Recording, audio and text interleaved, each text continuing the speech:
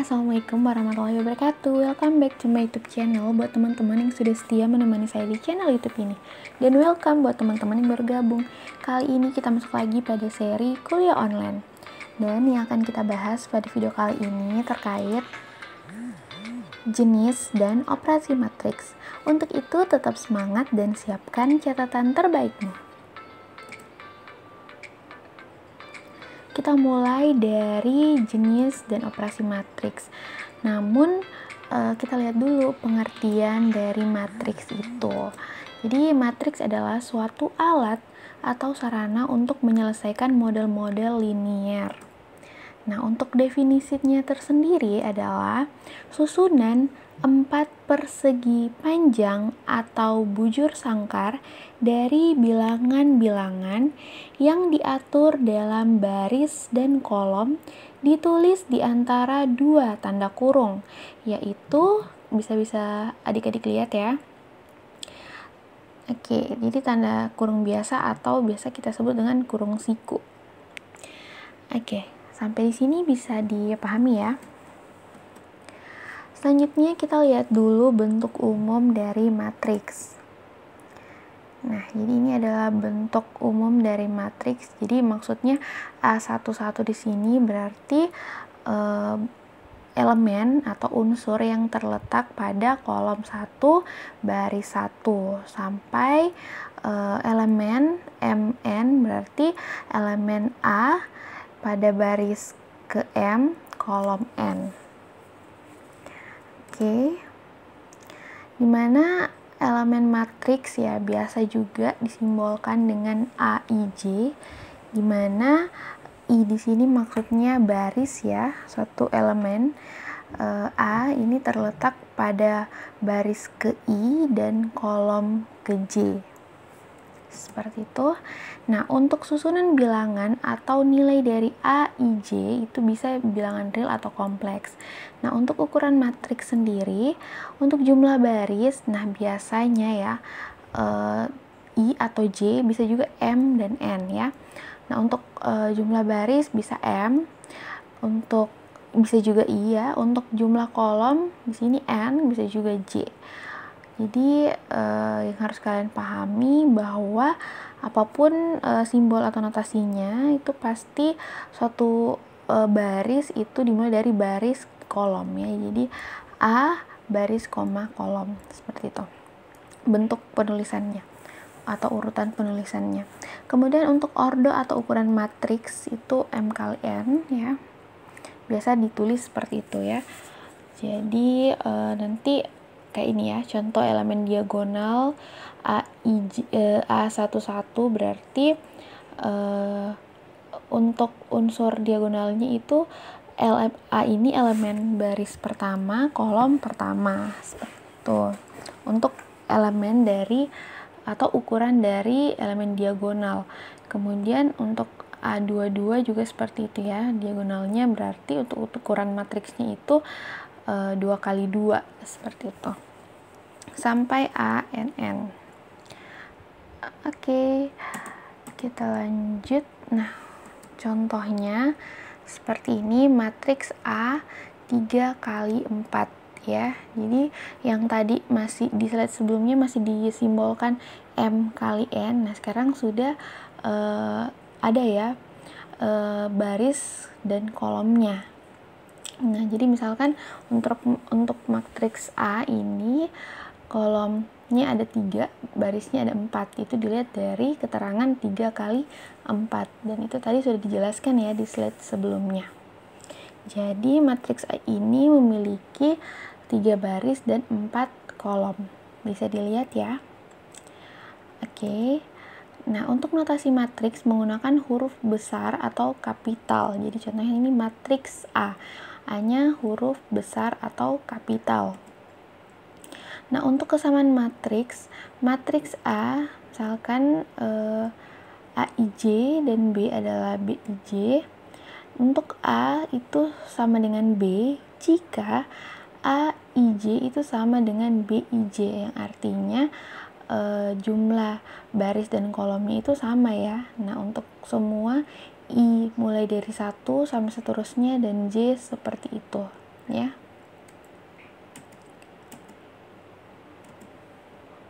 Oke, nah contohnya bisa kita lihat untuk terdapat matriks A, B, C ya. Jadi untuk matriks A memiliki 2 baris ya, 2 kolom, jadi A 2 kali 2. Matriks B juga seperti itu, berukuran 2 kali 2, dan C di sini kita bisa lihat 2 kali 3, jadi memiliki 2 baris dan 3 kolom. Nah, untuk matriks A dan matriks B itu ya bisa dilihat itu sama ya, berukuran atau berordo 2 kali 2. Sedangkan untuk matriks A dan matriks C itu berbeda. Jadi A tidak sama dengan C. Kenapa? Karena ukurannya tidak sama. Matriks A di sini berordo 2 kali 2, sedangkan C 2 kali 3. Sehingga B juga tidak sama dengan C. Oke, bisa dipahami ya.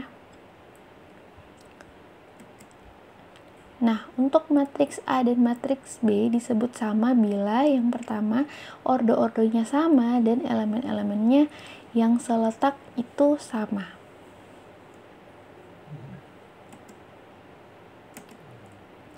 Kita masuk pada matriks khusus ya. Jadi untuk melihat bentuk dari matriks khusus. Yang pertama ada matriks bujur sangkar.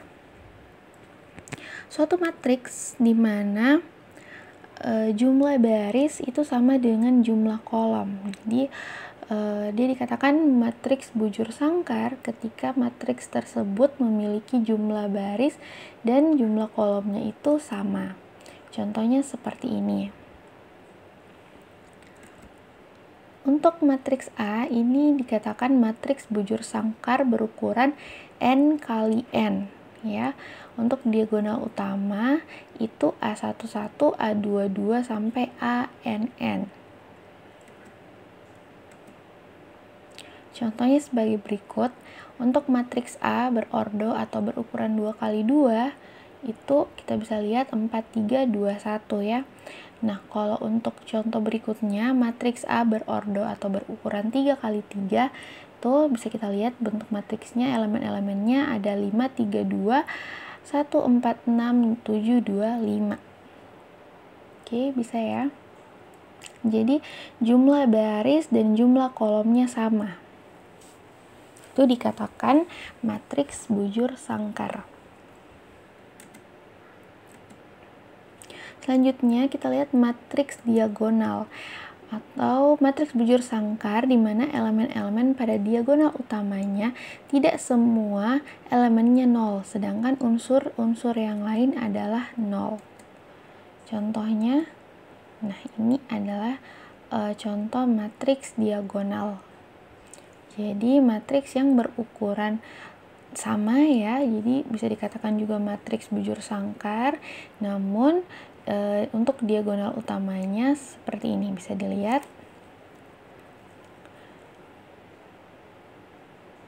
Oke, jadi tidak semua elemennya itu 0 ya untuk diagonal utamanya.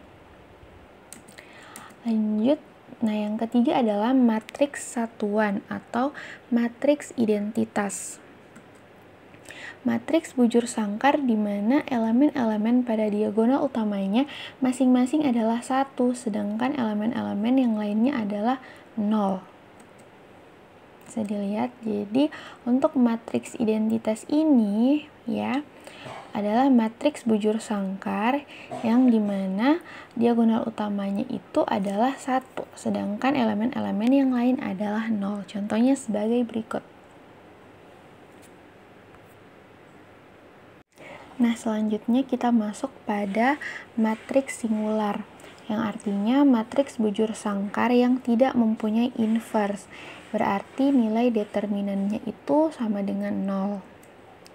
Kemudian matriks non-singular, yang dimana artinya adalah matriks bujur sangkar yang mempunyai inverse, berarti determinannya tidak sama dengan 0.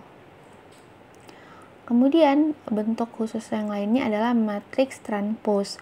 Bila matriks A berordo M kali N, maka matriks transpose disimbolkan seperti ini ya. A berpangkat T berordo N kali M dengan elemen baris ke I dan kolom ke J dari matriks transpose ini adalah elemen baris ke J dan kolom ke I dari A. Oke, jadi kita lihat contoh untuk matriks transpose ya. Nah, contohnya seperti ini. Jadi, misalkan matriks A itu berordo 2 kali 3 dengan elemen-elemen 2, 3, 5, 4, 8, 7. Nah, ketika ditransposkan maka baris jadi kolom ya. Jadi bisa dilihat bahwa baris pertama menjadi kolom pertama, baris kedua menjadi kolom kedua. Oke, bisa dilihat ya contoh dari matriks transpose. Jadi hasil dari atau matriks A ya, transpose A itu 2, 4, 3, 8, 5, 7. Oke, bisa dipahami ya. Nah, kita lanjut pada matriks idempoten, di mana matriks bujur sangkar untuk hal yang berlaku adalah A kuadrat itu sama dengan A, atau A berpangkat N itu sama dengan A. Untuk suatu N adalah 2, 3, 4, dan seterusnya. Contohnya seperti ini. Jadi terdapat suatu matriks A ya berordo 3 kali 3, di mana ketika matriks A ini dikuadratkan itu hasilnya tetap dirinya sendiri. Maka matriks A ini disebut matriks idempoten. Oke, bisa dipahami ya. Nah, ini adalah cara atau step-step kalau kita mau menggunakan Maple untuk menentukan hasil dari suatu matriks ya. Nah, kita lanjut, jenis yang berikutnya adalah matriks nilpotent, yang artinya adalah matriks bujur sangkar di mana berlaku A pangkat 3 itu sama dengan 0 atau A berpangkat N itu sama dengan 0. Jadi untuk N-nya di sini bila N-nya itu adalah 2, 3, dan seterusnya. Contohnya, matriks nilpotent berordo 3 kali 3. Nah, ini ada suatu matriks A ya, yang berordo 3 kali 3. Nah, ketika dia berpangkat 3 ya, A berpangkat 3, itu artinya A kali A kali A ya, dikalikan, itu menghasilkan 0.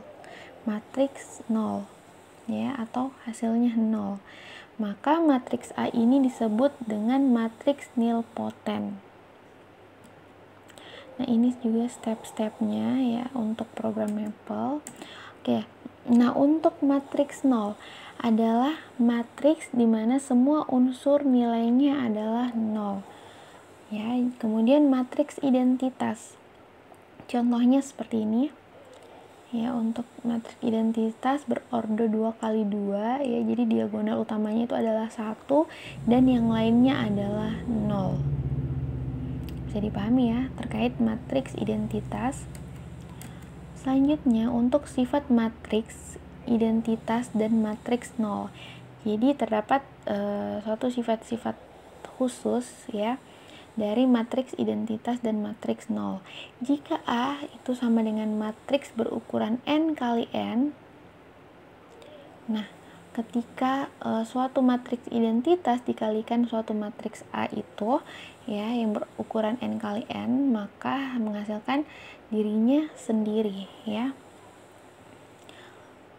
Kemudian yang kedua, ketika suatu matriks A ditambah dengan suatu matriks 0, itu menghasilkan dirinya sendiri juga. Kemudian untuk matriks A ya, suatu matriks A tadi yang berukuran N kali N dikali dengan matriks 0, hasilnya akan 0. Seperti itu. Selanjutnya matriks segitiga atau triangular matrix.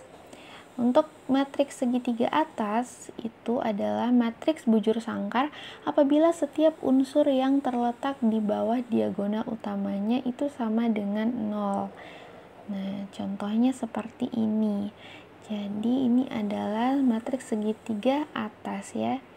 Jadi setiap unsur yang terletak di bawah diagonal utama itu sama dengan 0.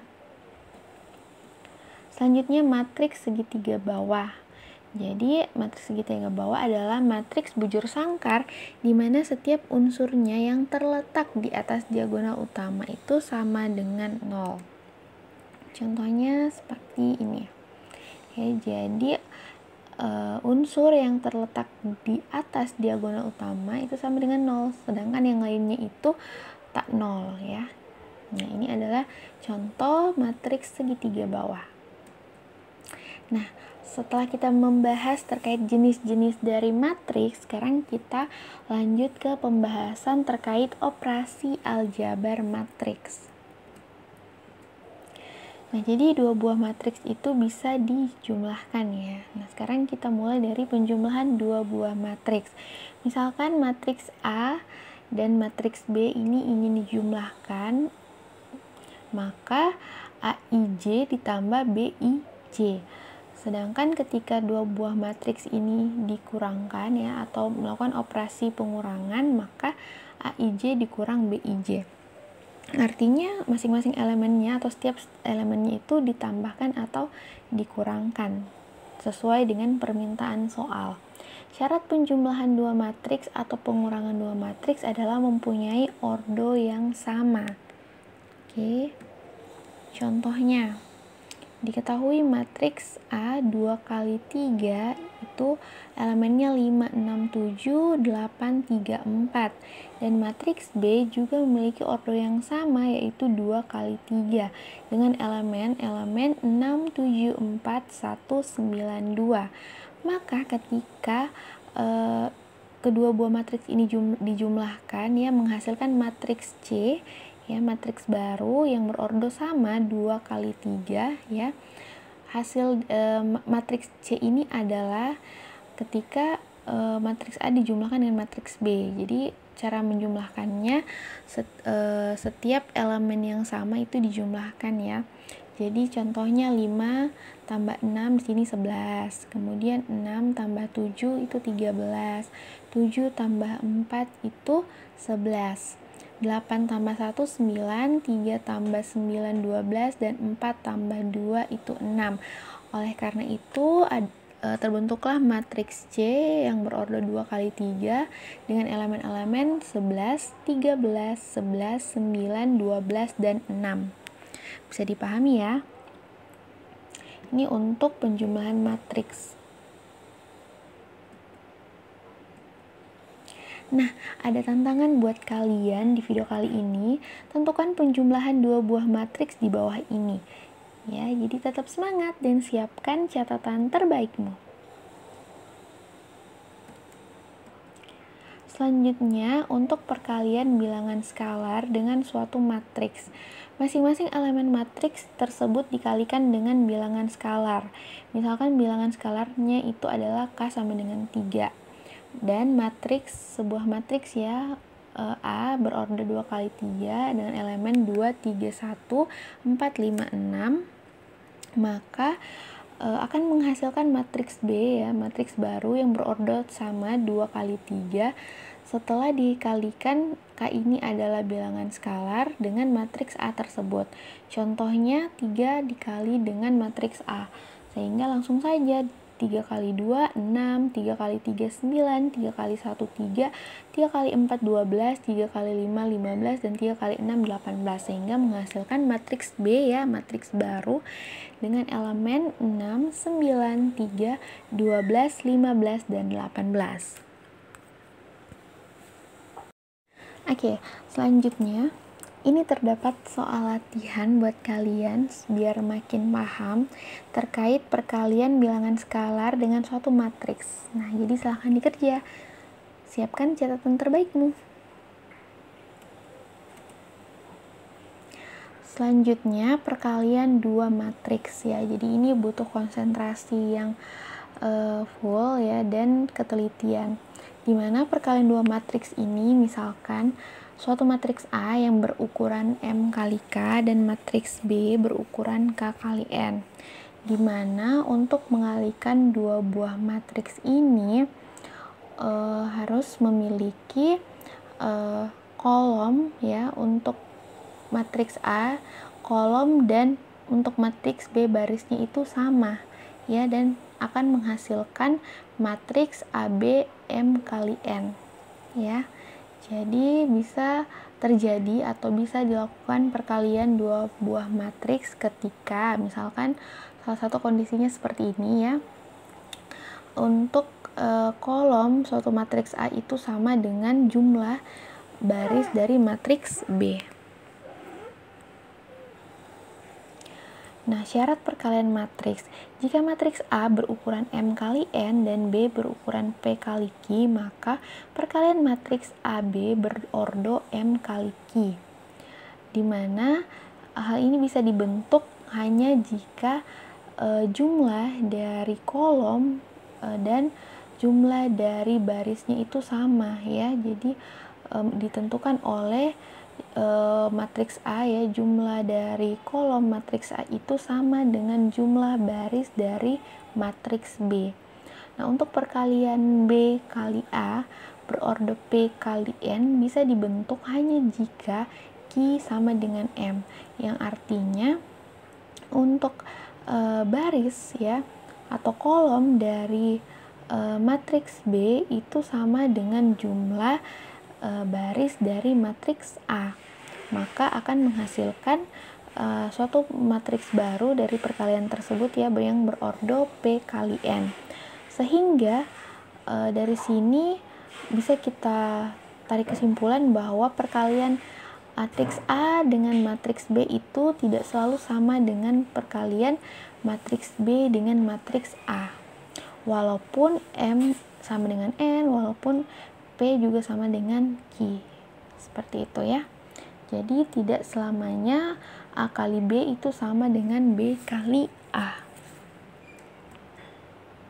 Nah, syaratnya setiap baris pada matriks harus dikalikan pada setiap kolom pada matriks kedua, sehingga banyaknya kolom pada matriks pertama harus sama dengan banyaknya baris pada matriks kedua. Itu adalah syarat untuk perkalian dua buah matriks. Bisa dipahami ya? Oke. Nah, sekian dulu video kali ini. Sampai jumpa di video berikutnya. Assalamualaikum warahmatullahi wabarakatuh.